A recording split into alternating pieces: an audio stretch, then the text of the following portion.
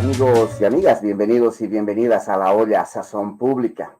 Este espacio que ya hace bastante tiempo te acompaña para conversar y profundizar varios temas, hoy también en escenarios de televisión y audiovisuales, y que nos permite eso, conversar sobre temas, profundizar sobre ellos, colocarlos en debate, compartirlos, pero como solemos decir siempre en La Olla Sazón Pública a través de la red de la diversidad, de que aquí no colocamos verdades únicas, colocamos voces en discusión, aportes para que cada uno de nosotros y cada una de nosotras saque sus propias conclusiones.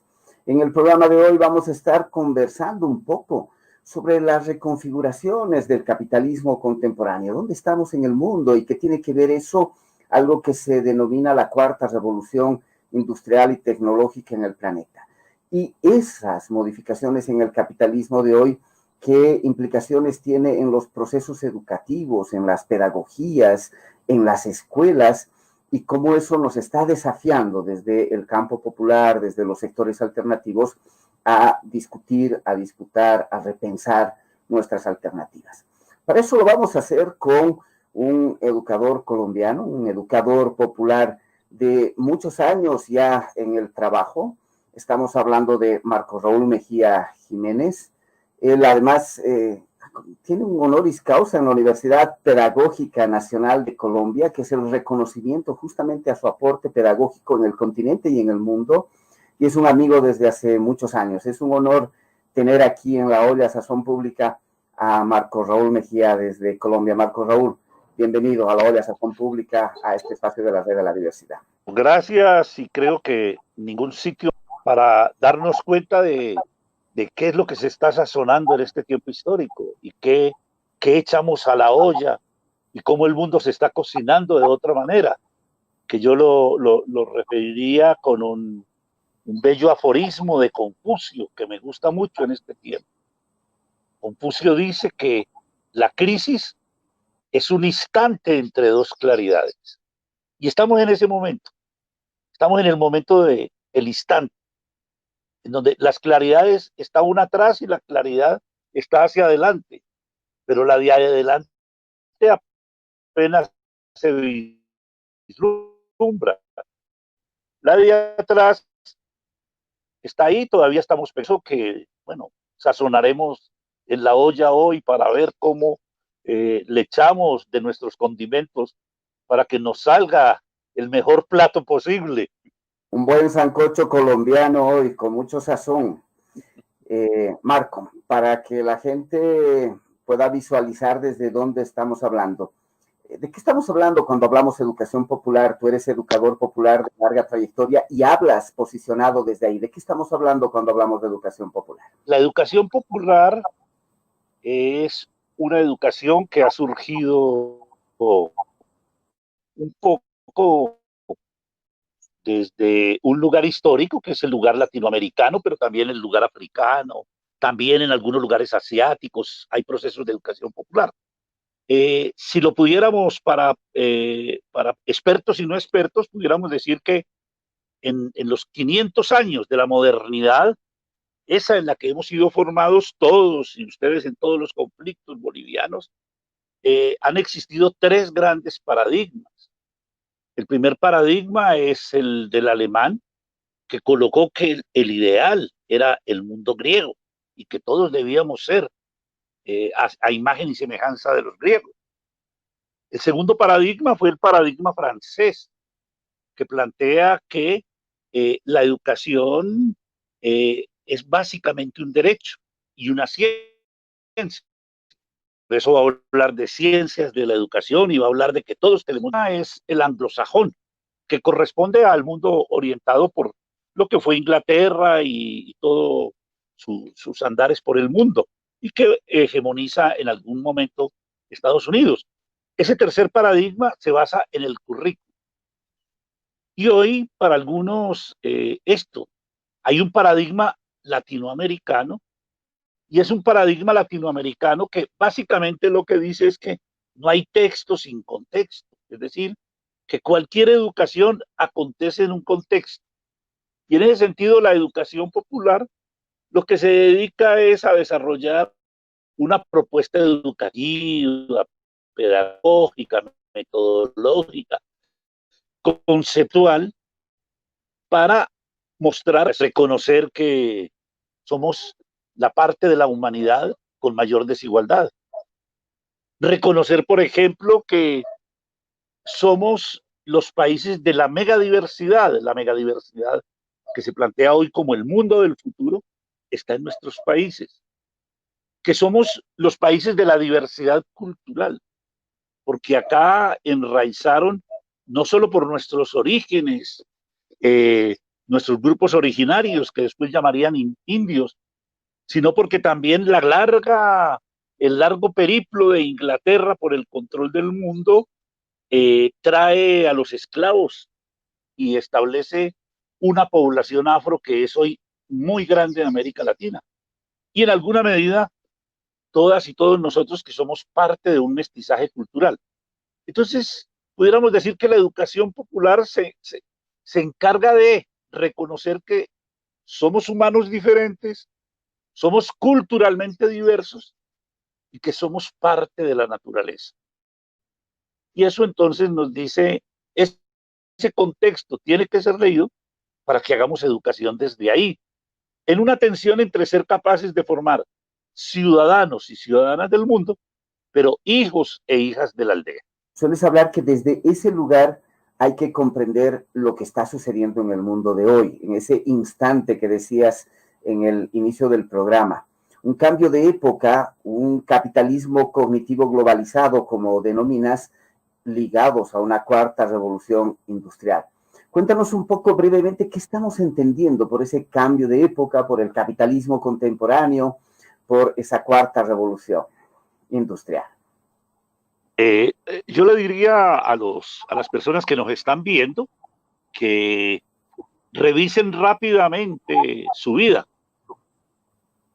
Revisen, por ejemplo, cuántos aparatos de los que usan hoy no los conocieron en su infancia, o cuántos de los aparatos que hoy se convierten en parte importante de nuestra vida, sus abuelos no los conocían. Entonces, digamos que el gran asunto hoy es que el mundo está viviendo una profunda transformación. Hay un premio Nobel de Física a propósito de un libro que recién saqué yo, con el cual inicio, y ese premio Nobel de Física dice que lo que está pasando es que estamos asistiendo a un gran cambio civilizatorio. Él lo llama una mutación, y dice que una mutación como la que estamos viviendo no acontecido sino una vez más en la historia de la humanidad. Y él dice, eso fue hace 12.000 años. Es decir, este autor, un físico, nos dice que lo que estamos viviendo hoy es algo muy parecido a lo que pasó hace 12.000 años. ¿Y qué pasó hace 12.000 años? Nuestros antepasados dejaron de ser nómadas y construyeron el mundo sedentario. Construyeron un sitio donde quedarse. ¿Para qué? Para hacer la agricultura. Y eso trajo como consecuencia la constitución de las familias, la constitución de los territorios, la constitución del territorio como lugar donde vive la gente. Y hoy nos está pasando algo parecido. Nos está pasando algo parecido, y es que el territorio en el que yo vivo hoy es un territorio que se reorganiza de todas las maneras. Miren por un minuto cuánto se demoraba para que llegara una carta de las que nos mandaban de un continente a otro hace 40 años. Dicen algunos autores que los japoneses, para enterarse de que había terminado la Segunda Guerra Mundial, solo se enteraron 3 meses después que recibieron la información, pudieron recibir la información.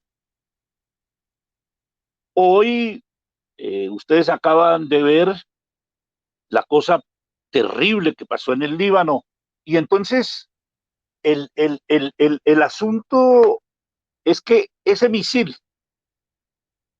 pero muchas otras cosas que pasan permanentemente las vemos en vivo y en directo.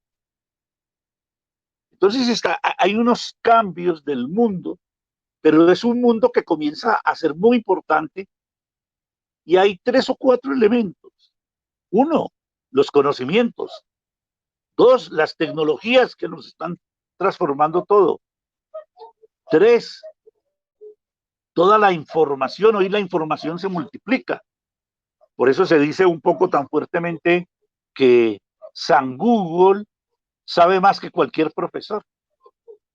Que cualquier estudiante, si sabe que va a hablar el profesor, es capaz de sondear el tema en San Google y decirle al profesor, oiga, usted no sabe. Pero lo que están cambiando son los sistemas del conocimiento. Ese profesor no sabe en ese sistema, pero si ese profesor trabaja otra idea de la ciencia, otra idea del conocimiento, ese profesor va a ser un profesor excelente porque va a ser capaz de llevar al estudiante a través de una serie de preguntas, a través de una serie de procesos, aprender a preguntarse, a aprender a interrogar lo que le dicen que es verdad. Entonces digamos que el cambio de época, ¿qué significa? Significa un mundo que se organiza desde otros principios y otras coordenadas. Pero ese mundo que se organiza bajo esos principios y esas coordenadas necesita ser explicado, necesita ser entendido, porque, como les decía, la idea de conocimiento, por ejemplo, adquiere nuevas formas. No es la vieja discusión entre la ciencia dura y la ciencia blanda, sino que elementos, por ejemplo, de la física cuántica, de la química de gases, de la biología molecular, nos dicen, oiga, el conocimiento está en construcción, el conocimiento está en constitución, el conocimiento se está desarrollando todos los días y de todas las maneras. Entonces, ya no estamos frente a un conocimiento fijo. Tiene una base, pero ese conocimiento se está desarrollando. Y entonces aparece lo que ya algunos autores llaman el modo 3 de la ciencia. Es decir, la ciencia se hace de otra manera, con otras características. Entonces, podemos decir que ese cambio de época es que el mundo hoy está rayado, está marcado distinto. Vaya a cualquier casa, y revisen rápidamente por donde comenzaba, revisen los aparatos que tienen. Y uno es posible ver cómo en esos aparatos están las revoluciones tecnológicas de este mundo y de este mundo que cambió, con una dificultad, y es que si nos colocamos en la lógica de la modernidad, del capitalismo,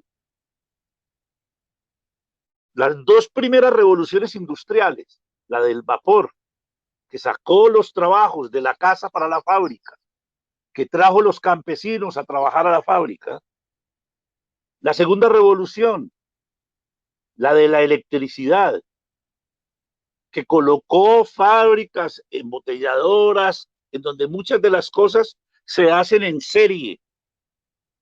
Para hacer esas 2 revoluciones se necesitaron 250 años. Y en este tiempo, las 2 últimas revoluciones, la tercera, la de la microelectrónica, que tiene que ver con esto que le estaba hablando de redes sociales, de aparatos, y la cuarta, la del trabajo inmaterial y la inteligencia artificial, se dieron en 50 años.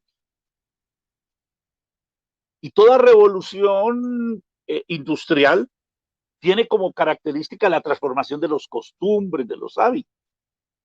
Piensen para una persona que cuando estaba en la revolución del vapor le tocaba trabajar en su casa, tenía el taller en su casa. Cuando viene la fábrica, le toca cambiar por ejemplo, los horarios, le toca cambiar los costumbres, los hábitos, la alimentación.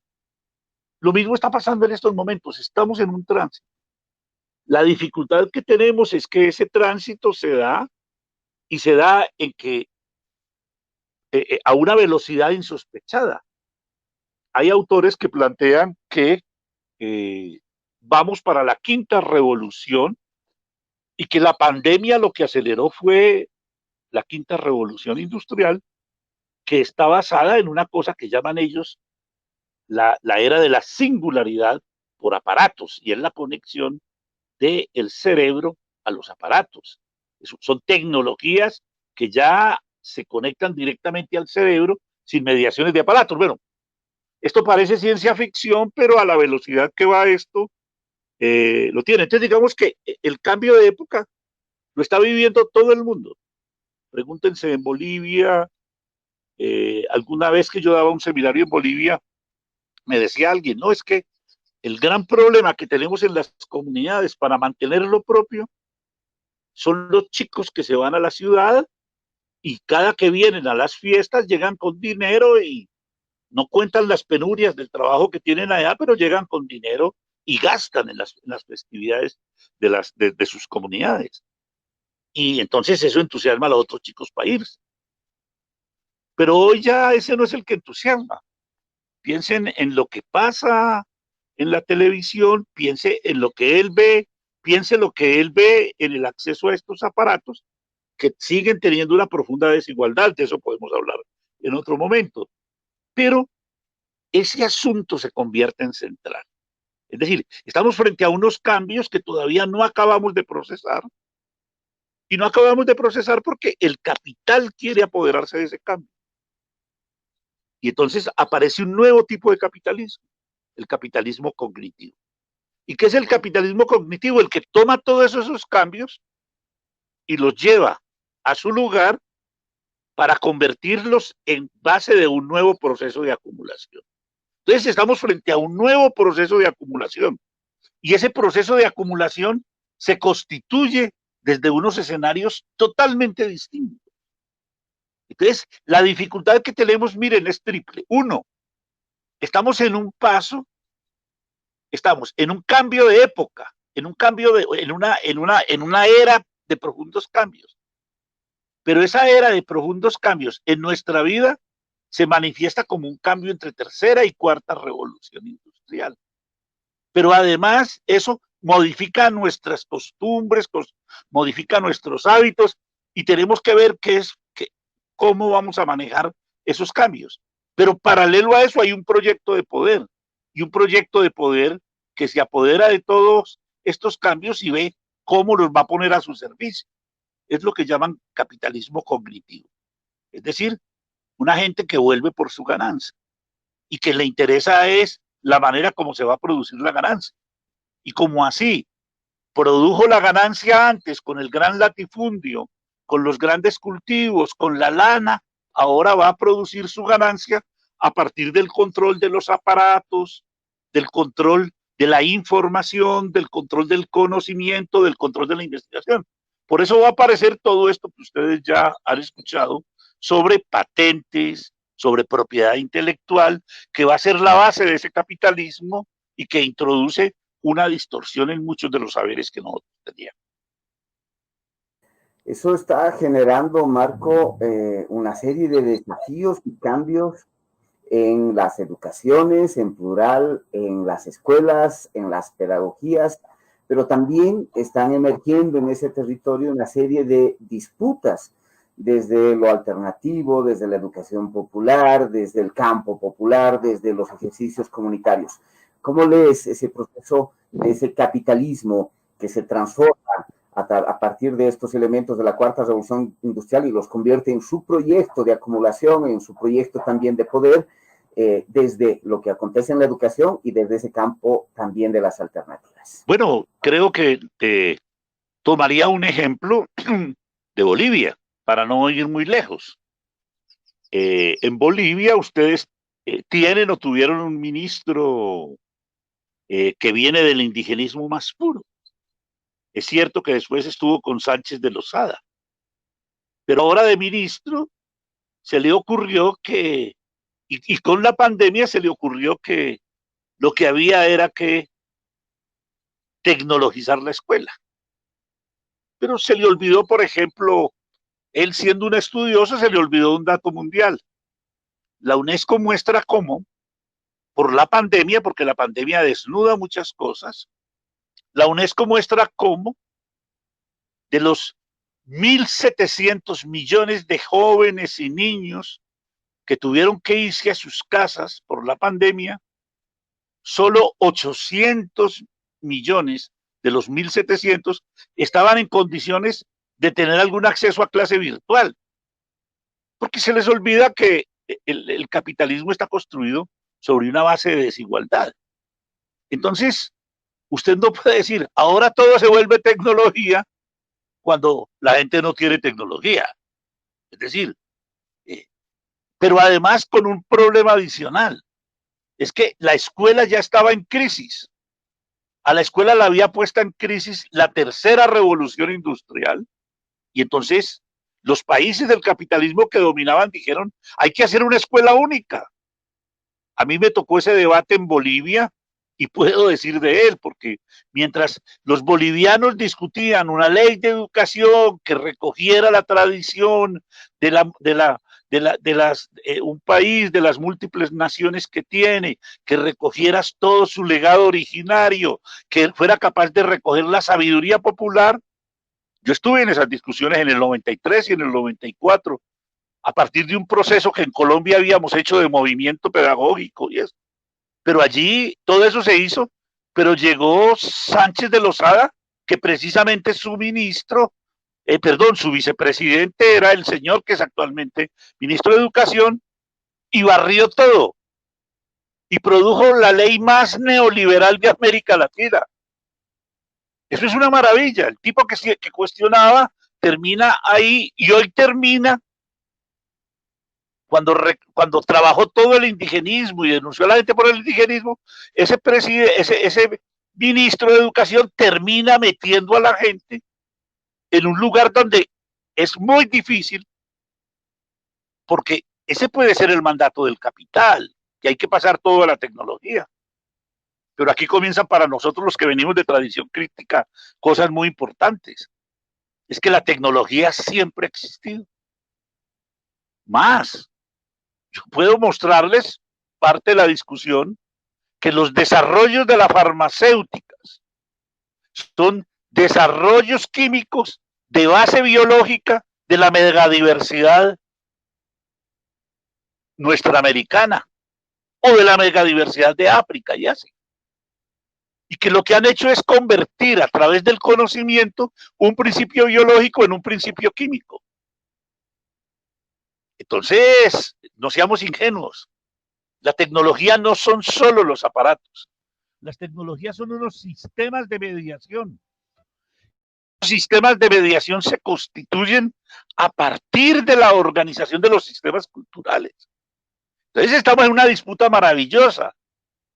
El señor ministro de ustedes vuelve a repetir el error que cometió en el 96. Él se arropó en el pasado en el neoliberalismo y ahora con una nueva ingenuidad vuelve a creer que el asunto es la tecnología por la tecnología. O sea, ojo, la tecnología de hoy es uno de los sistemas en donde se objetiva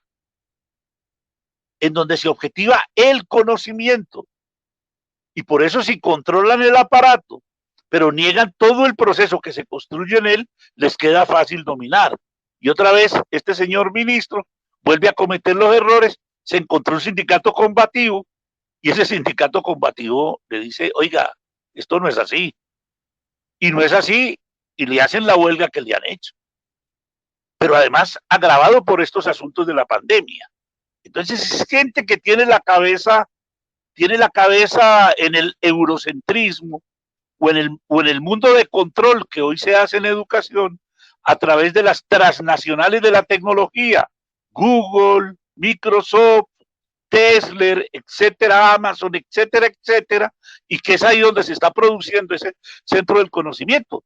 Pero perdón, esa tecnología como se la está proponiendo el ministro hoy, eso lo llamamos nosotros ferretería. ¿Y por qué ferretería? Para ir cerrando. Ferretería porque a nosotros, a la gente le están proponiendo que para entrar al mundo de lo virtual no se necesita sino conectividad el aparato, los soportes y los contenidos digitales. Como nosotros somos educadores y educadores populares, les decimos, venga, esa no es la realidad. Eso es lo tecnológico que se necesita. Pero eso solo es una ferretería. ¿Por qué? Porque como estamos en un cambio de época, porque estamos en un momento en el cual se están reconfigurando las cosas, en ese instante tenemos que avisorar cómo vamos a construir esa nueva claridad de la que nos habla Confucio. Y entonces, uno, existe un lenguaje digital, y ese lenguaje digital es sobre el que están soportados los aparatos. Por eso la alfabetización, la alfabetización no es virtual, la alfabetización es digital, la alfabetización del lenguaje. Y por ahí llegó a los aparatos. Jesús Martín Barbero, uno de nuestros grandes pensadores de estos asuntos, dice que estamos frente a un lenguaje mosaico, porque ahora la realidad va a funcionar con un lenguaje oral, con un lenguaje escrito, con un lenguaje digital. Entonces, los aparatos no son más que unos soportes. Pero dos, entramos a un mundo de un sistema cultural de objetos tecnológicos y un mundo de un sistema cultural de objetos tecnológicos que se relaciona con otros. ¿Eso qué quiere decir? Que se relaciona con los de la cultura. La gente lleva, si lo queremos en la cita, en la cita con que inicié de Charpak, la gente lleva 12.000 años construyendo este tipo de cultura.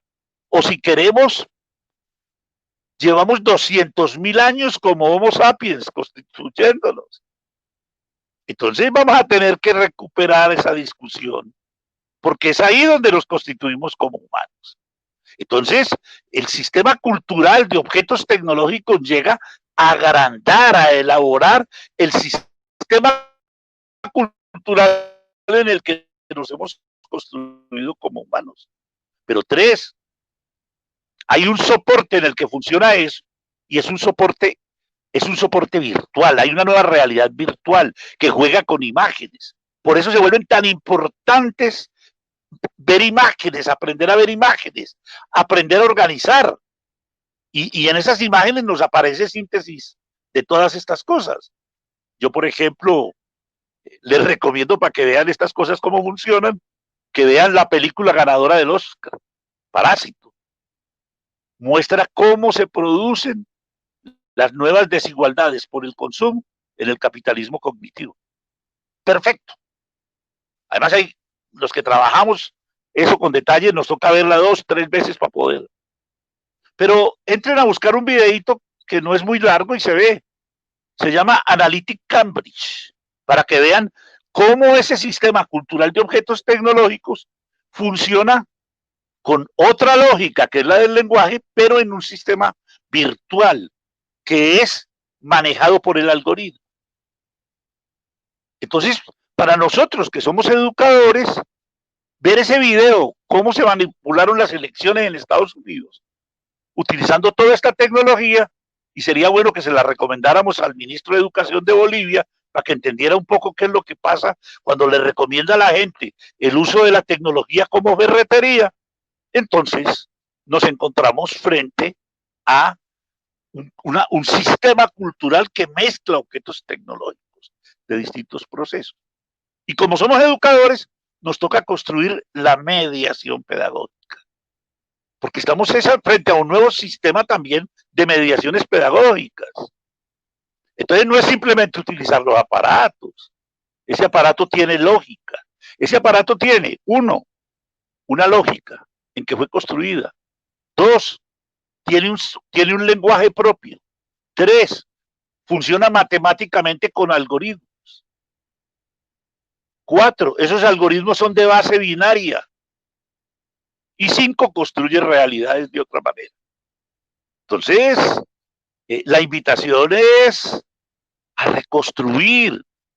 Hoy hay cantidad de experiencias. Yo me he deleitado en mi país escuchando a los maestros y a las maestras que están haciendo experiencias nuevas, que están trabajando la tecnología con criterios de elaborar lo que hay ahí y no simplemente usar la tecnología como una cosa instrumental, porque el que usa la tecnología como una cosa instrumental se vuelve un idiota útil del capitalismo cognitivo, así como habían maestros de los estándares y las competencias y no sabían para qué funcionaba.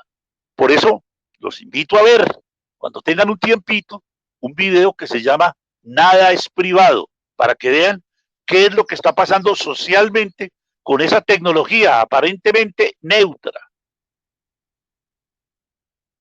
Acerquémonos a esos videos. Hay un último video que le recomendaría y le diría al ministro de Bolivia, véalo, señor ministro. Es un video que se llama Educación 2111. 2111. Y el subtítulo del video es Corea, Finlandia, para que vea cómo la tecnología tiene que ser endogenizada. La tecnología no es simplemente una transferencia tecnológica. Eso ya lo cuestionamos en la década del 60 a nivel económico, porque esa es parte del desastre de nuestros países. Y no lo podemos repetir ahora que están intentando homogenizar la educación. Bueno, el reto está sembrado. Nos toca repensar este mundo, reconstruirlo. Yo diría, a ninguna generación le dieron la necesidad de volver a construir el mundo y colocarle sus sentidos al mundo. Según Charpak, el físico, el premio Nobel físico, eso no ha acontecido sino una vez en la historia de la humanidad, hace 12.000 años. Los invito a que seamos capaces de reconstruir desde nuestros sentidos, nuestras realidades, nuestras prácticas. Porque es que este cambio solo puede ser posible si somos capaces de construir en el escenario concreto donde yo estoy la capacidad de llevar ahí las propuestas. Porque ¿qué es la pedagogía? La pedagogía es la manera como yo coloco en el ejercicio educativo y pedagógico concreto, a través de la metodología, a través de los sistemas de mediación, hago visible la idea que yo tengo de ser humano, de sociedad, de destino del planeta en estos tiempos interesantes de coronavirus, para decir, yo actúo así en el mundo. Si yo no lo hago, seré simplemente un idiota útil al servicio de otros que ni siquiera sé quiénes son. Muchísimas gracias, Marco, por tus aportes, por estos eventos. Lamentablemente, los tiempos en estos espacios son limitados. Muchos temas para seguir profundizando. La invitación a seguir conversando con Marco, con quien ya tenemos una relación hace bastante tiempo y que mantendremos estos elementos de conversación para profundizar. Otra vez, gracias, Marco, por estar con la Red de la Diversidad, con Huaynatambo y con la gente en Bolivia. Tus aportes siempre son fundamentales. Un abrazo y un saludo a los compañeros bolivianos. Yo debía ir en diciembre, pero el golpe evitó la ida mía. Espero que la democracia nos devuelva la posibilidad de volver a Bolivia, en un país que siempre, del que he aprendido mucho, y sobre todo he aprendido a tejer sueños de diversidad. Feliz día.